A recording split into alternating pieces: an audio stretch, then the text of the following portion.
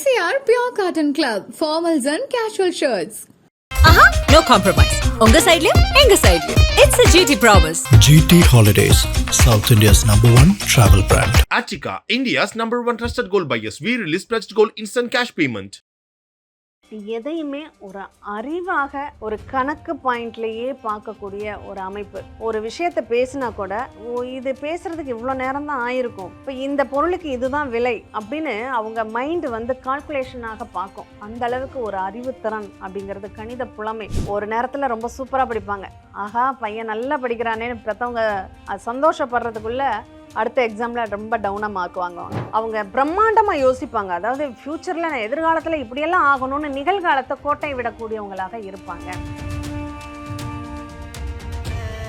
ஒரு பொருள் எனக்கு இது தேவை, இது எனக்கு நாளைக்கு கௌரவம், இது எனக்கு புகழ் அப்படின்னா அதுக்காக யோசிக்கவே மாட்டாங்க, கடன் வாங்கிடுவாங்க. இவங்க எல்லாத்தையும் அறிவாகவே பயன்படுத்துவாங்க. ஆனால் வாழ்க்கை துணை கொஞ்சம் அனுபவமாக இருக்கும். நல்ல ஒரு தெய்வ பக்தியான ஒரு வாழ்க்கை துணை இவங்களுக்கு கிடைக்கும். உங்கள் திருமண வாழ்க்கையில் கணவன் மனைவி பிரச்சனைக்குள்ள 2 பேருடைய அம்மாவும் தலையிடாமல் பார்த்துக்கோங்க.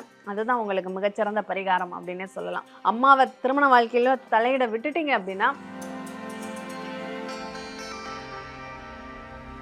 பக்கத்தில் இருக்க ஏதாவது அம்மன் கோவிலில் உட்காந்து அந்த அம்மனுடைய திருநாமத்தை ஒரு 108 தடவை சொல்லுங்கள். கண்டிப்பாக உங்கள் பிரச்சனைகள்லேருந்து விடுபடக்கூடிய ஒரு வாய்ப்புகளை அந்த அம்பாள் உங்களுக்கு கண்டிப்பாக கொடுப்பாங்க. அனைவருக்கும் வணக்கம். இந்த நாள் இனிய நாளாக அமைய வாழ்த்துக்கள். ஏஎல்பி ஜோதிடர், ஜோதிட ஆசிரியர் டாக்டர் சாந்தி தேவி ராஜேஷ்குமார். மிதுன ராசி. நிறைய பேர் ராசி பலனை சொல்லுங்க. இந்த ராசி பலனை தெரிஞ்சுக்கிறதுல எல்லாருக்குமே அவ்வளோ ஆர்வங்கள் இருக்குங்க.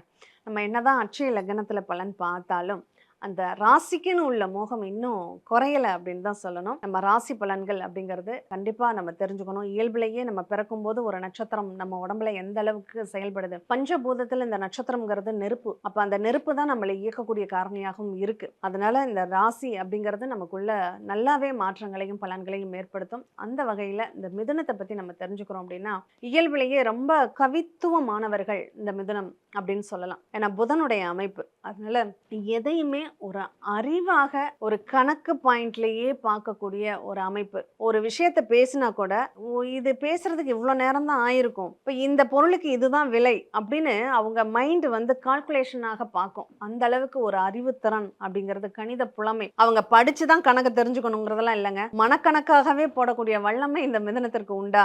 ஆளை பார்த்தோன்னே எடை போட்டுடுவாங்க. ஓ இவங்க இப்படிதான் பேசியிருப்பாங்க அப்படின்னு சொல்லி. ஏன்னா அந்த அளவுக்கு ஒரு அபூர்வமான ஒரு தன்மை. ஆனால் இதில் இவங்கள்ட்ட உள்ள டிராபேக் என்ன தெரியுமா? நாளும் தெரிஞ்சவன் சந்தைக்கு போனால் வாங்கவும் மாட்டான், கொடுக்கவும் மாட்டான்னு ஒரு பழமொழி நம்ம கிராமப்புறங்களில் சொல்றது உண்டு. அந்த மாதிரி இவங்க எல்லா அறிவு தெரிஞ்சதுனாலேயே எதையுமே பயன்படுத்தாமல் போயிடுவாங்க. இது இப்படி தானே அப்படின்னு சொல்லிட்டு இது அதிகமாக சொல்றீங்க. ஒரு சந்தைக்கு போய் ஒரு ஜாமான் வாங்குறாங்கன்னா சீசனுக்கு தகுந்த மாதிரி கொஞ்சம் கூட தான் விற்பாங்க. அப்போ அது நமக்கு தேவை அப்படின்னா பரவாயில்ல, கூட போனால் 4 இடத்துக்கு கார் எடுத்துட்டு போய் அலையிற செலவுக்கு ஒரே இடத்துல வாங்கிடலாம், அதில் 2 ரூபாய் கூட போனால் என்ன அப்படிங்கிற முடிவுக்கு வரமாட்டாங்க. அது எப்படி அவன் கம்மியாக விற்கும்போது அங்கேயும் நம்ம போய் வாங்கிக்கலாம் அப்படின்ட்டு அங்கே போயிட்டு அந்த சீசனுக்கு அவனும் அதிகமாக வச்சுருப்பான், இப்போ எதையுமே வாங்க மாட்டாங்க, வீட்டுக்கு வந்துடுவாங்க. அந்த மாதிரியான ஒரு நிகழ்வும் சில நேரங்களில் இவங்க சந்திக்கிறதும் உண்டு அப்படின்னு சொல்லலாம். சரி, அதே சமயம் இவங்களுடைய அறிவை வந்து இவங்க டெக்னிக்கலாக பயன்படுத்துகிறாங்க அப்படின்னா சூப்பராக வருவாங்க இவங்க வாழ்க்கையில். அந்த படிப்பில் அந்த டெக்னிக்கலாக அவங்க எதை எப்படி மாற்றி அமைக்கிறது. ஏன்னா அவங்களுக்கு இந்த பிரித்து மேயிற வேலைகள்லாம் ரொம்ப இஷ்டம். ஒரு விஷயத்த பார்த்தோன்னா கண்ணு பார்த்தா கை செய்யும்னு சொல்லுவாங்க இல்லையா, அந்த கைவினை திறன் வந்து இவங்களுக்கு இயல்பிலேயே அதிகமாக உண்டு அப்படின்னு சொல்லலாம். அடுத்தவங்க ரொம்ப கஷ்டமாக ஹேண்டில் பண்ணக்கூடிய ஒரு விஷயத்த இவங்க ஸ்மார்ட்டாக ரொம்ப ஹேண்டில் பண்ணி அந்த பிரச்சனையை அப்பவே சரி செய்யக்கூடிய ஒரு திறன் அப்படிங்கிறது இவங்களுக்கு நல்லாவே இருக்கும் அப்படின்னு சொல்லலாம். சரி, இவங்களுடைய படிப்பு எப்படி இருக்கும்? ஒரு நேரத்தில் ரொம்ப சூப்பராக படிப்பாங்க.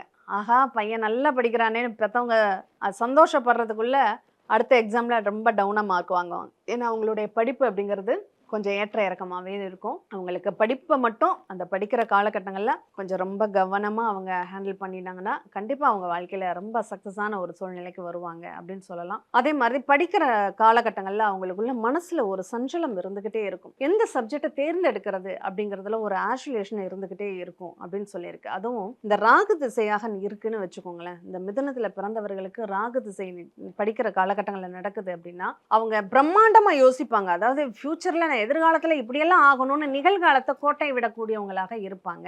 அப்போ அதில் கொஞ்சம் கவனமாக இருக்கணும். இந்த மிதுன ராசியில் படிக்கக்கூடிய குழந்தைகள் இருக்காங்கன்னா, என் பையன் ஃபியூச்சரில் இதெல்லாம் கனவு கண்டிருக்கான், அந்த ஃபியூச்சர் கனவெல்லாம் அப்புறம் இருக்கட்டும், இப்போ நிகழ்காலத்தில் எதை பண்ண போறாரு, என்ன பண்ண போறாரு அப்படிங்கிறத கொஞ்சம் நிகழ்காலத்துக்குள்ள அவரை அழைச்சிக்கிட்டு வரணும். அது பெற்றோர்களுக்கு இருக்கக்கூடிய சவால் அப்படின்னே சொல்லலாம். ஏன்னா சட்டுன்னு முடிவு எடுக்க மாட்டாங்க. இதை படிச்சா ஃபியூச்சர்ல எப்படி இருக்கலாம், இதை படிச்சா ஃபியூச்சர்ல எப்படி இருக்கலாம் அப்படின்னு தேவையில்லாத கற்பனை வளத்தை அதிகமாக வளர்த்துக்குவாங்க. அதுவும் திருவாதிரையாக இருந்தால் மட்டும் அதை மட்டும் பார்த்துக்கணும். அடுத்ததாக அவங்களுடைய முயற்சி எப்படி இருக்கும், ரொம்ப தீவிரமா இருக்கும். எதையுமே எடுத்தோம் அதை விட்டுட்டோம் அப்படிங்கிறதுல அது ஃபுல் ஸ்டாப் வர்ற வரையும் அந்த முயற்சியில அந்த செயல்திறன்ல ரொம்ப டேலண்டா இருப்பாங்க. அதை முடிச்சுட்டு தான் அடுத்த வேலையை பார்ப்பாங்க. அதனால இவங்கள்ட்ட ஒரு பொறுப்பை கொடுத்துட்டா தனக்குங்கும் போது ரொம்ப யோசிச்சு அதை செயல்படுத்த கூட மாட்டாங்க. ஆனா அடுத்தவர்களுக்காக அப்படின்னா இதை உபய ராசிகள்ல ஒண்ணு இந்த மிதுனம் என்பது. மற்றவங்களுக்காகனா ஓடி ஓடி போய் முதல்ல அந்த வேலையை முடிச்சுட்டு தான் அடுத்த வேலைக்கு போவாங்க. அந்த மாதிரி ஒரு செயல்திறன். வீட்டில் இருக்கிறவங்கள்ட்ட அதிகமாக திட்டு வாங்குறதும் இவங்க தான். ஏன் மற்றவங்களுக்குன்னா ஊருக்குன்னா நீ ஓடி ஓடி போய் செய்வ, தனக்கு நான் மட்டும் எதுவுமே செஞ்சிடாத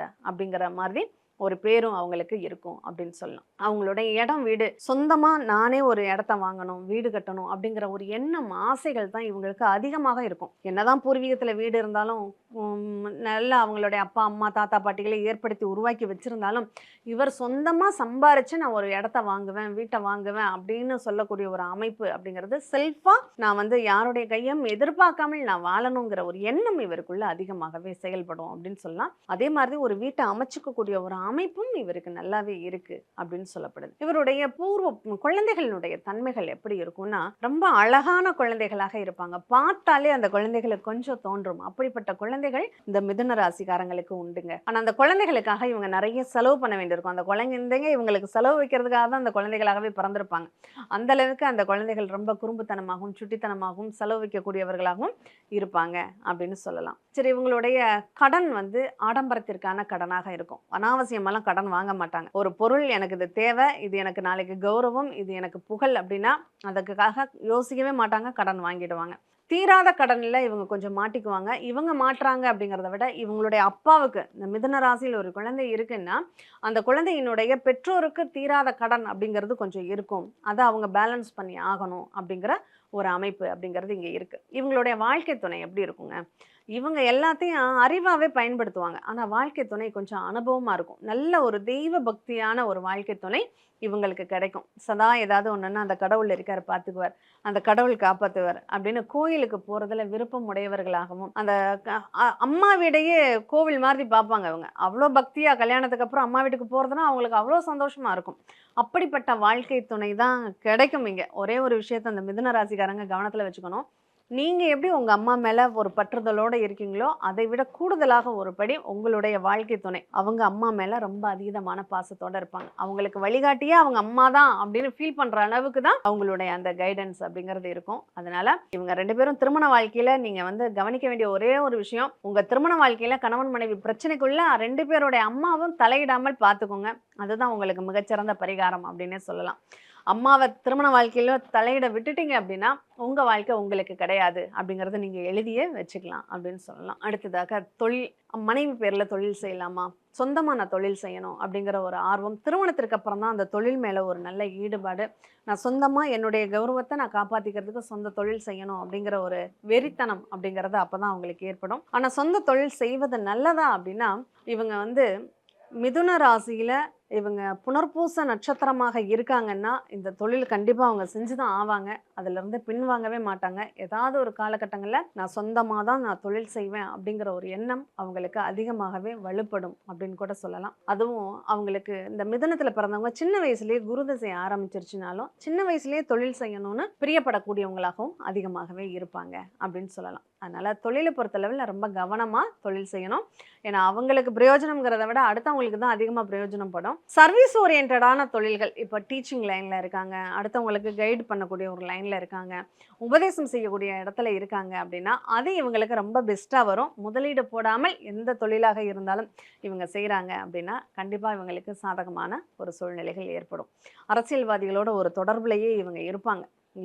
ஏதாவது ஒரு அண்ணன் தம்பி அப்படின்னு சொல்ற அளவுக்காவது அரசியல்வாதிகளோட ஒரு பழக்கம் அப்படிங்கிறது இவங்களுக்கு இருக்கும். அரசாங்கம் தொடர்பான நிகழ்வுகளும் அரசாங்கம் தொடர்பான வேலைக்காக இவங்க முயற்சி பண்றாங்கன்னா கொஞ்சம் சக்சஸ் ஆகிறதுக்கான ஒரு வாய்ப்புகள் இவங்களுக்கு இயல்பிலேயே இருக்குங்க. அதை பயன்படுத்தலாம். வெளிநாட்டு அமைப்பு எப்படி இருக்கு அப்படின்னா, இவங்களுடைய குழந்தைகள் பிறப்பதற்கு முன்னாடியே இவங்க வெளிநாடு போகக்கூடிய ஒரு வாய்ப்புகள் அப்படிங்கிறது இவங்களுக்கு அதிகமாகவே இருக்கு. ஆனா ஆசைப்பட்ட ஊருக்கு இவங்களால வெளிநாடு போக முடியுமா அப்படின்னா கண்டிப்பா முடியாது. ஆசைப்பட்ட ஊர் அமையாது. அதனால எந்த ஊர் கிடைக்குதோ, எந்த நாடு கிடைக்குதோ அந்த நாடுக்கு போறது தான் இவங்களுக்கு நல்லது அப்படின்னு சொல்லலாம். இந்த மிதுனத்தை பொறுத்தளவுல இந்த குரு பகவான் இன்னைக்கு நிலைமைக்கு கடகத்துல இருக்கிறதுனால இந்த சிங்கப்பூருக்கு போகணும்னு இப்போ ஆசைப்படாதீங்க. அது உங்களுக்கு அவ்வளோ சக்ஸஸான ஒரு சூழ்நிலைகளை தராது. அதனால இப்போ சிங்கப்பூர்ல யாராவது இருக்கீங்க அப்படின்னா, இந்த வீடியோவை பார்க்குறவங்க மிதுன ராசியாக இருந்து சிங்கப்பூர்ல இருக்கீங்கன்னா, உங்களுக்கு சில பிரச்சனைகள் பேச்சின் மூலமாக வரும் அப்படிங்கிறத புரிஞ்சு அதை சரி செய்வதற்கான ஒரு மார்க்கத்தை நீங்கள் உருவாக்கிக்கணும். பிரச்சனைகள் வராமல் தடுக்கிறதுக்கு நீங்கள் என்ன பண்ணணும்? அம்பாள் வழிபாடு தாங்க பண்ணணும். பக்கத்தில் இருக்க ஏதாவது அம்மன் கோவிலில் உட்காந்து அந்த அம்மனுடைய திருநாமத்தை ஒரு 108 தடவை சொல்லுங்கள். கண்டிப்பாக உங்கள் பிரச்சனைகள்லேருந்து விடுபடக்கூடிய ஒரு வாய்ப்புகளை அந்த அம்பாள் உங்களுக்கு கண்டிப்பாக கொடுப்பாங்க. ஏன்னா பெண் தெய்வம் தான் உங்களுக்கு ரொம்ப சப்போர்ட்டாக சக்ஸஸ்ஃபுல்லாக பயன் தரக்கூடிய ஒரு தெய்வமாக இருக்கும் அப்படிங்கிறதுல எந்த ஒரு மாற்றமும் கிடையாது. அதனால் அறிவை எல்லா விஷயத்துக்கும் பயன்படுத்தாமல் கொஞ்சம் அனுபவத்தையும் சேர்த்து வாழ பழகிக்கோங்க. கண்டிப்பாக உங்கள் வாழ்க்கையில் நீங்களும் நல்ல ஒரு வாழ்க்கையை வாழ முடியும். மீண்டும் இனியதொரு நிகழ்வில் சந்திப்போம். நன்றி, வணக்கம். MCR Pure Cotton Club, formals and casual shirts. No compromise. உங்க சைடுலயும் எங்க சைடுலயும். It's a GT promise. GT Holidays, South India's #1 travel brand. Achika, India's #1 trusted gold buyers. We release pledged gold instant cash payment.